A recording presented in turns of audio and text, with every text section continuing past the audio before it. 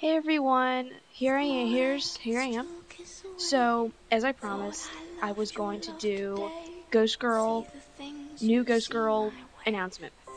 I am happy to say that even though I said I was going to do a podcast on the day it the news was going to be distributed, I'm very sorry, but I was unable to do it because one, I was out really late with a few of my friends, and I couldn't, and but the time when I got home, they announced it, and it was like 9 o'clock, and I was tired, and I was like, oh my gosh.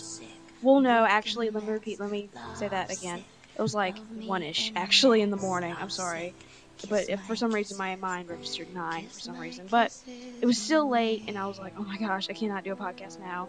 So I went to bed, and I woke up excited about the podcast, planned it, and here I am doing it. And I'm going to tell you guys that I'm so happy to say this, but um, Tanya Hurley is going to announce that there's going to be not only one book, but two books. There's going to be one in November, which is called the Death Diary, which I'm assuming that it's going to be Charlotte's diary, one when like her first day of school and when she dies, and her diary for Dead Ed. And then we're going to get another book in next Christmas called The Spirit Novella, which is a short novel, and it's gonna be probably, my estimate is it's probably gonna be like half the size of the other Ghost Girl books. So I'm really excited about that. I freaked when I was like jumping up and down, almost crying, and I was really excited. So there's that. But I'm really excited, and the fact that we're gonna get it next month, it's gonna be great. I'm really excited about that. So here is chapter 9, Behind the Wheel. Like I said, my favorite and the most funniest scene I think I've ever seen, or ever thought of, or ever read. This is great. So we open up with Petula and the Wendy's are in the girls' bathroom, owning it and doing their makeup and all this other stuff, and they're kind of like shooing everyone else away from it, all these freshmen. And Wendy says something about along the lines of wannabes, and I thought that was cute. And they're doing their makeup, and Petula sees that she's got a stick of bronzer and is draw a line on the bridge of Wendy's nose like a junior Dr. 90210 doing a pre-up markup, kind of like a thing. And then she says, see if you have this shaved down and then the tip lifted in, like it will make a cute slope, like just like mine, and she's like, doing that. And they do, and Petula says ski, and ski slope. And so as they're doing their little rather selfish and rather dark comedic thing, they hear someone in the stall, and it's Scarlet, and I'm like, yes. I was like, yay, Scarlet came to save the day. She came out of the bathroom in her, the toilet flushed, and Scarlet emerged, tucking her mustard-colored camisole and shifting her black tank and vintage coffin skirt into position. And I love me some Scarlet. Scarlet is my favorite. Anyway, so she looks at Wendy and sees the little Wendy Anderson, sees a little mark. Scarlet made a dismissive face, which only provoked Scarlet. She took the bronzer out of Wendy's hand, and of course Wendy gasped, and she said, you should. Scarlet says, I'd go for the Marie Anton. Whoa. insanity. I don't know what that says. Anyway, Scarlet says she's drew a dotted line across Wendy's neck, and I thought that was amazing. I laughed at that. And then she says you need total head removal, and I thought that was funny too. So, and I thought this was cute. So Wendy says, shouldn't you be somewhere feeling ostracized? She says, and Scarlet saying, oh, I'm sorry, I don't speak whore. And I've used that line ever since ever since someone really like preppy like said something mean to me. I've always said that. So Petula and her kiss ass friends leave the room, and Scarlet, staying behind, pondered how they could possibly be related, meaning Petula. She instantly got an eerie feeling, looking around the empty room. Charlotte, no answer. Charlotte was outside the school and waiting for Petula and the Wendy's to exit. She knew that the three of them had driver's ed first period with Mr. Gonzalez, and she didn't want to miss her opportunity. For those of you who don't know, like from the last episode, she's going to possess her. No, this is where it gets awesome. So Charlotte took one last look at the possession page on her book as the three walked out of the school. She was nervous, this being her first time, and tried to convince herself just to do what came naturally. I kind of laughed at that.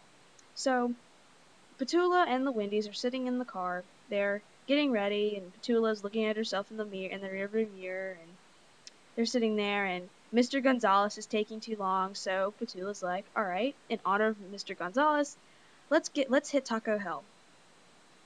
All of them shuts the door of the car, and all the Wendy's say in unison, sounds cool, as they said in total agreement. Of course it does, I said it, says Petula. Petula hit the gas and pulled out of the curb with a screech and with the passenger door still open. Later, asswife Wendy Thomas shouted out of the window to the teacher. Wendy, he's also our Spanish teacher. En español, por favor.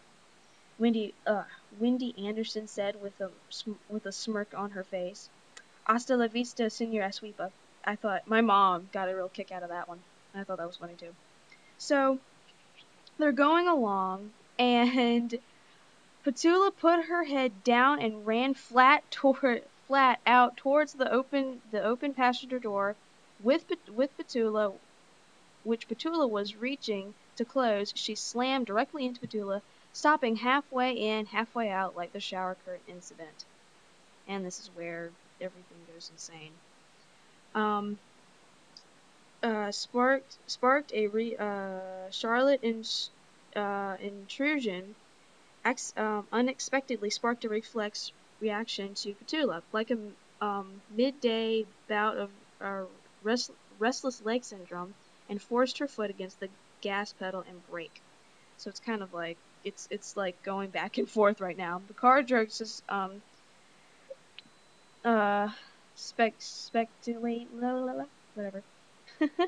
speculatingly as Charlotte struggled to carjack Petula. And this is where it just gets all sorts wrong. I love this chapter, but I don't really remember it, which is kind of weird, which is sad actually.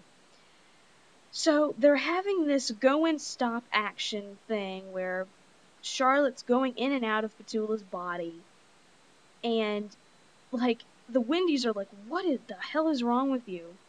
You know, and so they're just like, they're freaking out right now.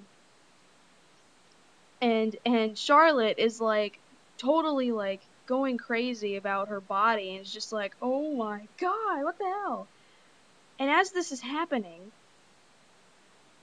Wendy Thomas randomly says motor vehicle accidents are the leading cause of teenage fatalities. It's because researchers have found that many teens have trouble regulating high-risk behavior because the area of the brain that controls impulsivity doesn't fully mature until age 25. Petula Anderson babbled nervously, uncontrollably, uncharacteristically, imprinting a faction she'd accidentally absorbed from one of her magazines. I love this. This is awesome. Wendy Thomas and Petula sat in stunned silence as at Wendy Anderson's outburst. Even Charlotte was momentarily impressed. The high-speed waving of cars snapped them all back into reality. And I like this. Petula, don't you think you should slow down? Buckle up, bitches. That was awesome, by the way. And then Petula says, at least this is the most popular way to die. Charlotte was hurt, and I have to admit, that kind of is kind of like me. So, they're going into that, like, thing where it's, like, still doing that dry. Oh, by the way, there's this one part that, and I think this is cute. Petula was acting totally snotty and fearless, but she was absolutely did not have a death wish. She just had no idea what was going on and needed to instill confidence in the troops until she could stop the car. That was leadership. And I must say that was leadership. That was good. I like that. So they're stopping and going. The car is just being weird. Of course, of Charlotte and Petula, and Charlotte is being thrown out of the body once again, head first into the windshield. And Charlotte says, "Going through the windshield," like putting on a whole new meaning of going through the windshield. And Wendy, like, there's like the seatbelt, I guess like managed to go through one of the Wendy's, and it said it better not leave a scar. And she lifted up her cheerleading sweater and inspected her chest for anything that resembled a mark. Too late, Charlotte chimed in, noticing the implant scar showing from beneath Wendy's underwire bra, which was kind of funny. Let's see. I paid so much for these shoes, it's no wonder they have a mind of their own. That's what Petula said because of the car going in and out. And I like this too. So as they're going on, Charlotte's like, there should be a warning: do not operate heavy machinery while attempting possession. Charlotte said in frustration, thinking that the third time was a charm. Yeah, it wasn't. So wait a minute. There's like one part where they're going through the drive-through of something, and they just snap off the back view, the rear view mirrors, and like it just snaps off, and it's like, okay. So they're still like going insane with this car, and Charlotte has done she was like Spider-Man and is like trying to go into Petula once again, causing the car to lurch forward to the pickup window, and yeah, here we go, and into the curb. What is up with you? Wendy Anderson asked, unable to ignore Petula's odd behavior any longer. I don't know, Petula answered, honestly confused by her actions. And this is where everything's like, oh no, and I kind of laughed at this. I do, Wendy Thomas announced somewhat spitefully.